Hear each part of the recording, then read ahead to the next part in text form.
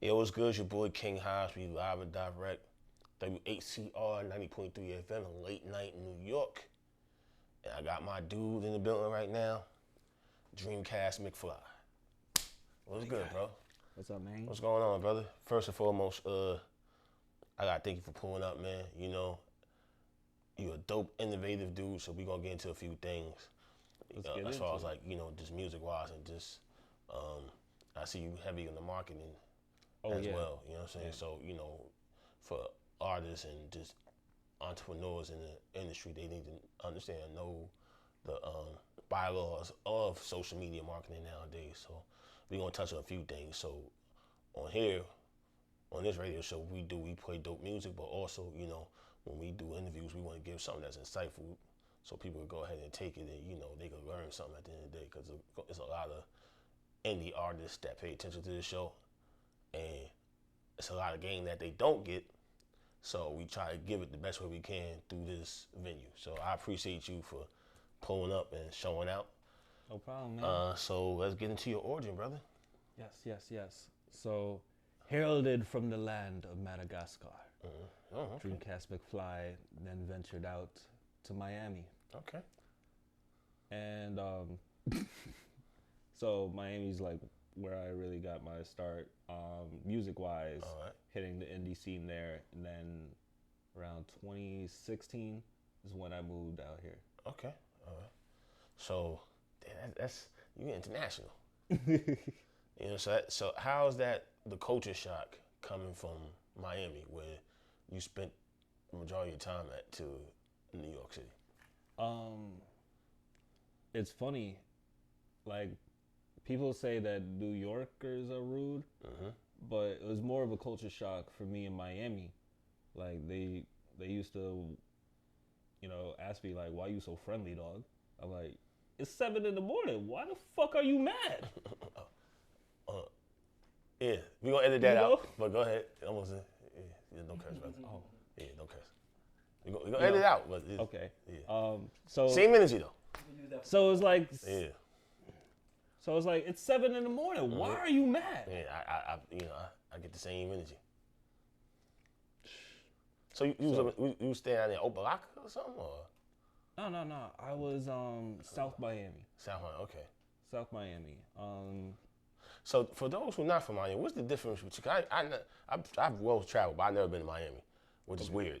But what's the difference between, like, they tell you don't cross the other side of the bridge because they said once you cross the other side of the bridge, it's a whole different world. So explain that to me. Like, it's like one side of the bridge is like the glitz, the glamour, Yeah. and the other side of the bridge is what? It's like walking into Shatas. Oh wow, okay. Yeah. Actually, to be honest, people are so hung up on South Beach. Most of the locals don't even go there. Damn, man, that's weird. We go to Fort Lauderdale Beach or Hollywood Beach. South Beach is just Compton with a Gucci belt on. Get out of here. You can look this up. Every year, Hip Hop Memorial Weekend, somebody gets shot up. Yeah, that part I know. But I'm always thinking it's people from out of town that's coming and starting the nonsense. So that's just the local. Yeah, they starting the nonsense. It's locals that check them. Yeah, that's checking them. That's It's an open carry state. I'm just saying, it's not wise to not be from there. yeah, and antagonize the natives. Yeah, from what I hear, the AR-15 and AK-47 is used on a regular basis in that part of the town. But Yeah. unfortunately. It's very unfortunate. We don't need any more gun violence. We don't. Nah, we don't need that. We're just talking. I don't want nobody thinking that we just. We don't need unfortunately, any that's a more state of the rappers country. dying. We definitely don't. But we also need people to move better and move accordingly. At the end of the day. Now, we are in the 50th year anniversary of hip hop. Yes. So, what does hip hop mean to you? Period.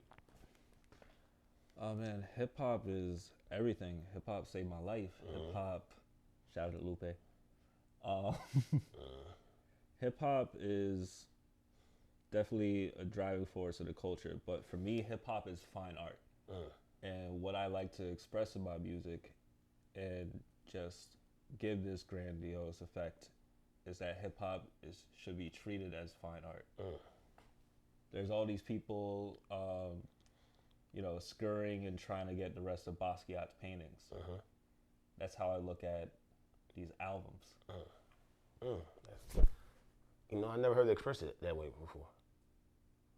I mean, it's true. Like 444 is a masterpiece. Yeah, it definitely is. The Renaissance, Underrated. Q-Tip, that was a masterpiece. It was. Like, there's so many great albums that just haven't been. Illmatic, Reasonable Doubt. If you want to take it down south, you could go with Outkast or Quemini. Quemini, all of them. Yeah, all of course you got to talk about Scarface. That's funny how I think they're doing something right now. I think BET is doing something. I guess that the best rap crews. Best rap crew in history. So I guess they're dividing it by like east, north, south, and west, and then I guess they got their little brackets at the end. Everybody face off or what have you. So they was talking about Mav Hoffa's podcast, and it's kind of like it's so many. See, you got the best of both worlds because you stay up here in New York City, but you also grew up in Miami. So, growing up, what was your influence? Who were you listening to, hip hop wise, or just music wise in general? Because it's just music is universal. Right, music is universal. Growing up, definitely Outkast. The way Andre speaks on a fucking beat. That's right. We're gonna edit it out. Go ahead. The way Andre speaks on a beat is just simply immaculate. He's a genius. Another guy who really inspired me was Pharrell. When I met him in South Beach, it was funny enough. I met him two separate times. One in South Beach, security wasn't trying to let me talk to him. I'm like, Pharrell's not even Hollywood. Like, quit. Like GOMD. Like, the second time he happened to be in the restaurant that my friend owns. Okay. And literally, like, his wife went to go to the bathroom, and my date was boring the hell out of me. So I went to go talk to Pharrell. She was already drunk. She'll be okay. So what was that experience like? It was actually life-changing. That's when I stopped becoming a rapper and became an artist. One of the gems he dropped on me, he's like, "Oh, what kind of music are you trying to make?" I'm like, "Oh, so I rap." He's like, "Stop listening to hip-hop." I'm like, "Huh?"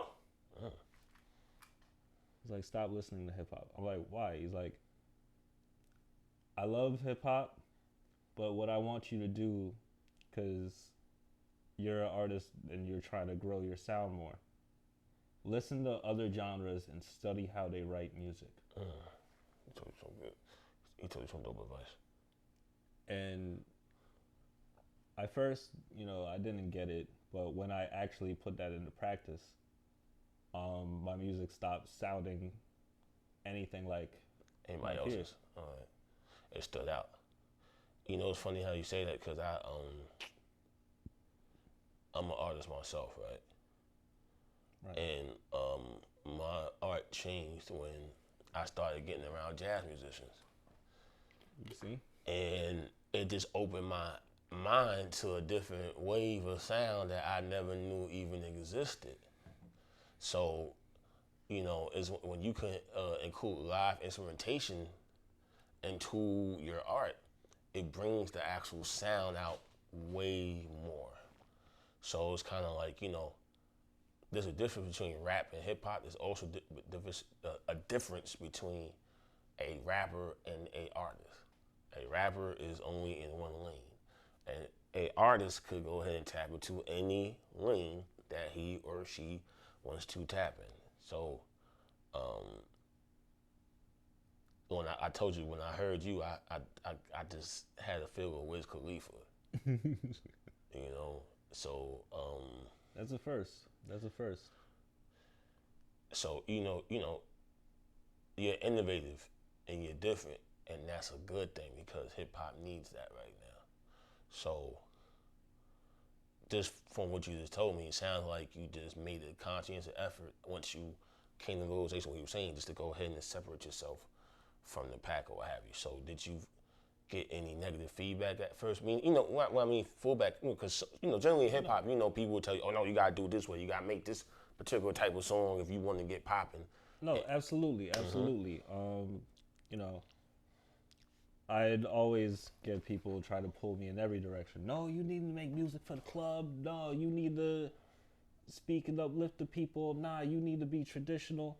And eventually I just silenced all that noise. You need to be you. Because, exactly, not only do I need to be me, I'm going to give you guys another nugget. I will not take advice from anybody at this grown age that I won't take criticism at this grown age from nobody that I won't go to for advice. If they never did it or are going where I want to go, why are you listening to it? Facts. I understand. That's understandable. See, it leads me into my next question. What is your motivation? Meaning, a lot of people have different goals in this industry of where they want to be 5, 10 years from now. So what's driving you? Oh man, I was just talking to someone about this today. Honestly, like before I got here, and my driving force is definitely just the legacy. What I'm leaving on this earth, what impact did I have on people? Did my music inspire them? Did my music get them through something? And even bigger than that, Dope. I work in a lot of different avenues of entertainment, and what I want to leave, if I have kids one day, I want to leave them an entertainment conglomerate. Dope. That's running through music, fashion, all the above. the film industry, which has just been knocking on my door, and art as well. I just want to leave that impact and that footprint on this earth. Legacy, like you said. That you just described, what you just did is describe the definition of a legacy. Tenfold, and it leads me to my next question. Social media marketing. Yes. A highly necessary avenue in this day and age. So for those independent artists / up and coming artists who want the people to hear them, but don't know how to quote unquote hack the algorithm, or you know what I'm trying to say. Yes. Explain to them, a couple of cool methods that they could utilize in order for people to go ahead and hear their music. Definitely, man. So a couple nuggets of wisdom I have for people. See, Instagram, a lot of people complain about Instagram's algorithm and complain about their explore page. But what I've learned is a lot of people use social media wrong. That's right. If it makes you miserable, you've created your own hell, because your explore page is what you're looking up. And a lot of times, because I've managed social media pages for artists, for brands, for other companies, and specifically talking with the artists, if you spend all your time looking up these Instagram models, you are creating your own hell, and you're pulling yourself away from chasing your fan base. What you need to be doing is looking up different cities. And this is nugget wisdom for everybody. If you don't want to pay for ads, you don't want to do anything else, at least do this. Look up different cities. Look up a music venue. Go to the most recent posts and start liking those. That's all you have to do. Start liking those. These are people who actually listen to music and go out to venues. That's a smart hack. I'm listening. Keep on. And it goes big or small. If you look up Madison Square Garden right now, you'll go on their page, look up the recent posts, like on them. Anything that actually pulls your attention, go and comment. Those people are going to check you out. Not everybody's going to follow you. And that's okay. They know about you. Copy. Okay. Yeah, I hope y'all listening. I hope y'all paying attention. That's a dope tidbit that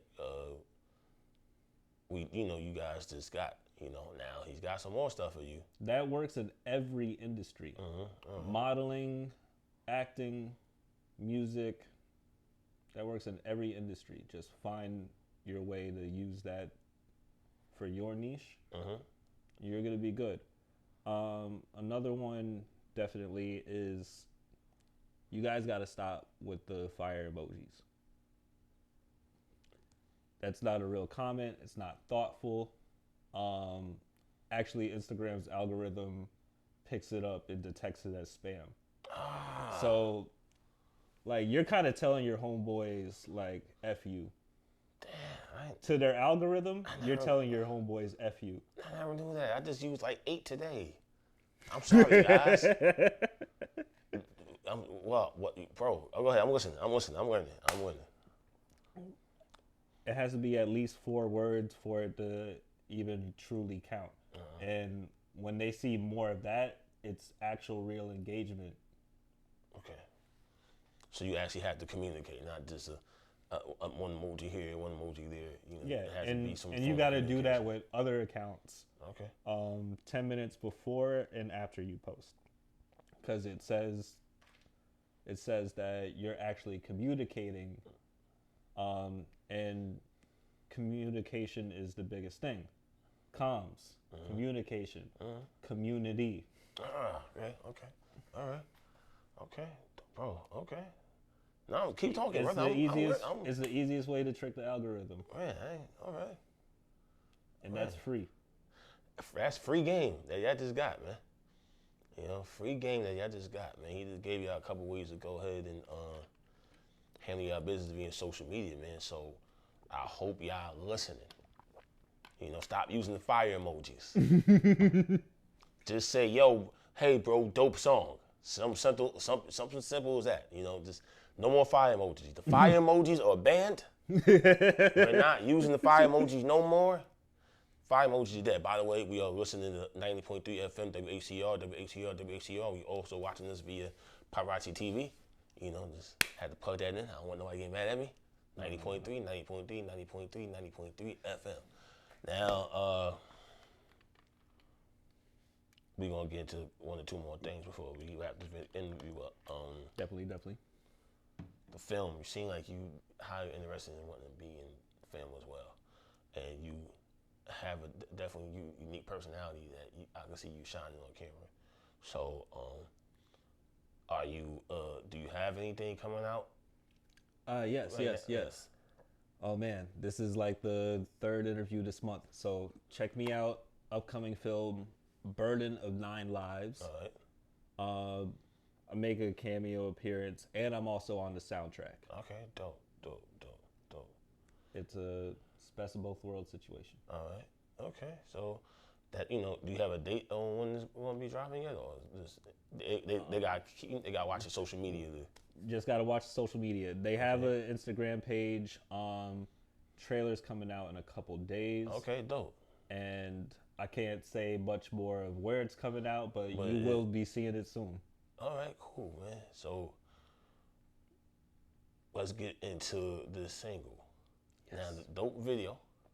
Thank you. Which one? I got 2 versions. 2 versions of the same. I got 2 versions. Both. I like the visual. Of course, I like the visual version better, the full length video, or what have you, man. So let's just get into the song. Let's get into the who produced the song, the concept behind the song, the energy. Let's just get into everything in regards to the song. Okay, definitely. I actually produced the record myself. Wow, okay. I didn't know you made beats. Not all the time, but every now and then I'll cook something up that I actually like. So you're a jack of all trades, man. Cool. That's dope, man. So you know, not only do you go ahead and record music, you also make beats. You also, you know, what I mean, you do marketing. You also are actor. So man, you are truly a jack of all trades, man. So, Oh yeah, I made the cover art too. okay. See, I see. Well, y'all see the cover art, right? There we go, man. So if y'all want to listen, man, if y'all want to get some stuff done, man, y'all better go ahead and hit them. You know, is there a website they can hit you up at if they want to go ahead and do some business? Serious inquiries only. Serious inquiries only. Just email me. Right. Email me. I get dreamcastmcfly@gmail.com. I get flooded with DMs.